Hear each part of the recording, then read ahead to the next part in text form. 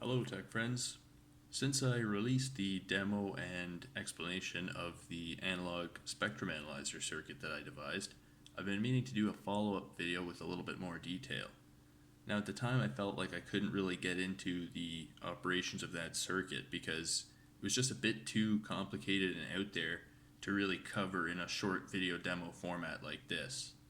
So now I finally feel like I have enough additional resources available on this channel that I can link to instead of deep diving on each of the little features. And so I'm actually going to attempt it. So my most recent posts involved an analog delay line circuit that I devised for education and research purposes. And I published it and showed it to people, and I got a lot of responses back about it. And the sort of knee-jerk response from most people, including those who didn't really have the filter background to understand that this was a well-warranted suggestion, said, tie the output back into the input. And what happens if you tie the output back into the input and form a circular buffer?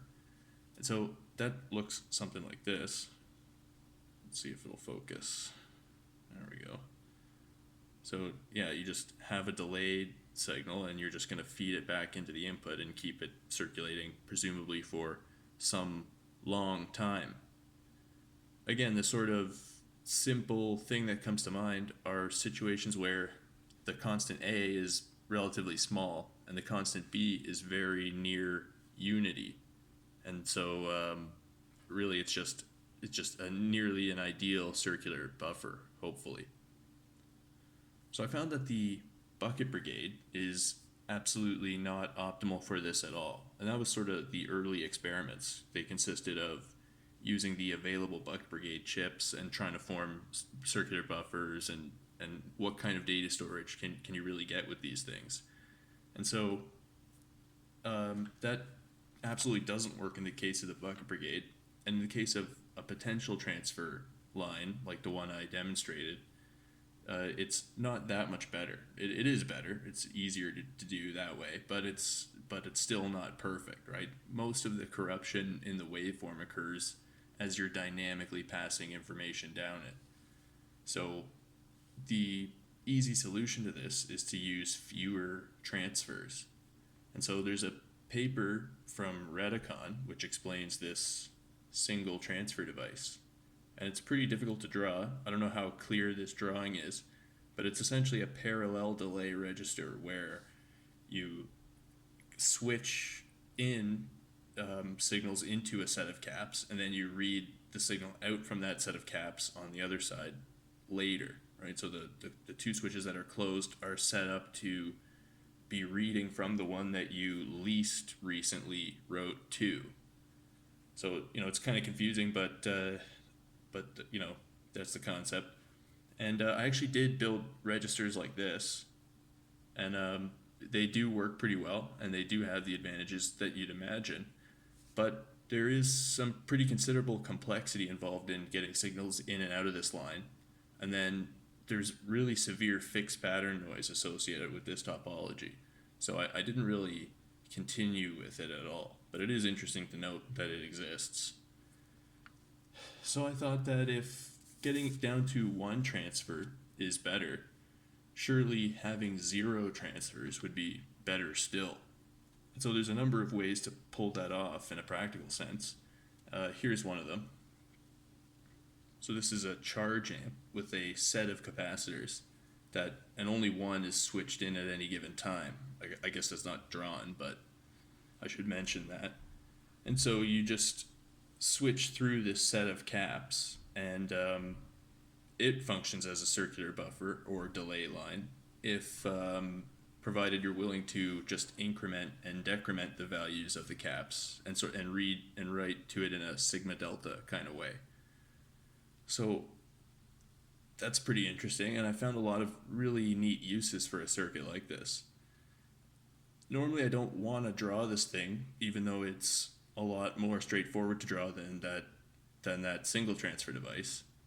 But usually what I do is I just draw a regular charge amp integrator, and I just put that the C is a vector, like this is a vector charge amp. It stores a vector of information, not just one scalar value of charge in the cap. So I'll show you what that looks like in an example. So this is a little sort of toy application I came up with for this thing, and it's just to show the sort of notation that I use for this, because I'm always scrolling through the caps in the same sort of way. There's no additional details that you really need to put in there. So what I'm going to do is send a pulse from the switch that closes on the first cap. I'm going to use that pulse as a POC that I'm going to send through a speaker, and then listen to the echo return. And so the impulse response of the room should be plotted out onto this set of caps as I'm scrolling through them. And so again, if I'm willing to read and write in a sigma delta kind of way, then this works just fine. So a slightly more complicated application for components like that is shown here. So this is the Biquad analyzer I concocted. It's a very usual circuit. It's the Biquad filter that's a pretty common circuit, but just has these vector charge amp registers replacing the normal integrators. So now you might want to work through which resistor or resistors you'd have to make vector registers themselves in order to actually make this a spectrum analyzer. But I didn't do that. What I did is I put a set of different valued caps in the register, and they have an exponential taper. So this is a set of Biquad filters, and the state associated with these filters is stored in the caps themselves, right? So really what you're doing is time sharing these op amps. So while you do need a mean set of op amps for this circuit to work, you don't need that many of them. So it's not really that difficult to build. So you can see that going on here. I'll just point out quickly. Whoops. So here's my quad op amp over here. I have a set of MOSFET switches, actually 3 sets MOSFET switches, and they have break before make networks, and there's a little digital counter that scrolls through them. So there's just one counter, just one set of break before makes, but then there's 30 MOSFETs hanging off of that with some caps. I don't know why this thing isn't focusing. Hang on a second. So I totally lost my train of thought. All right, well, let's just show the circuit in action again. So this is a different part of the circuit than I showed in the last one. It's a little earlier. It's before full wave rectification and squaring and logging and stuff like that. It's just the raw output of that bandpass filter as I drew. So I'm going to subject it to some pure tones. We'll see what that looks like. So that's pretty loud. Let's turn it down a little bit here. Just going to move this pure tone up and down the band here. I'll let you know when so that's on bin there. It's a pretty quiet signal as far as they go. I think I mentioned you can see some fixed pattern noise. That's you have an opportunity to get past that if you go through the next stages of the circuit. But at this point, you're stuck with it. So there it is. So this is at 80 hertz. This is set up to be pretty low. Looking at bass guitar signals and stuff like that. I'm gonna go lower. There's 20. There's 22. Oh, it's a pretty girl texted me. That's good.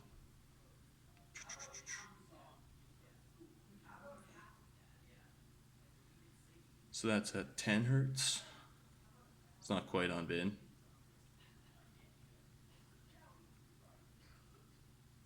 Once again, this is just a set of bandpass filters, and you're just seeing the ringing up of them.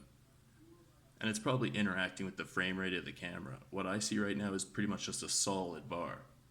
I mean, at this frequency, it's below the flicker fusion, and I can still see that it's bouncing up and down, but not really. If I go down to the lowest bin here, oops, what is that, 6 hertz? Or only 5? Well, to tell you the truth, in all this excitement, I've kind of lost track myself. So anyways, I'm going to go up to the Nyquist rate here. See if I can find the bin exactly. There it is. So that's 3,300 hertz. And watch what happens if I keep going up. It starts to go back down. It's aliasing back down. All the way back down. It's going to go up again. And it's going to go back down again. It's going to go up again. So now I'm at 17.4 kilohertz.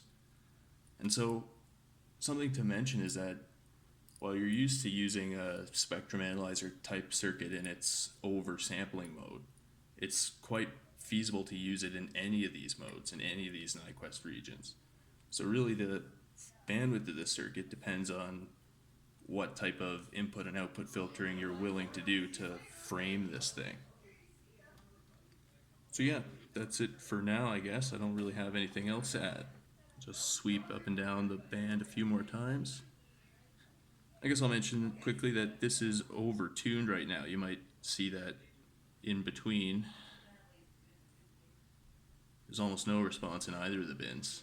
I mean, if this was logged, if I had logged these signals, maybe it would look closer to what you're used to seeing from a spectrum analyzer. This particular way to set it up is constant Q.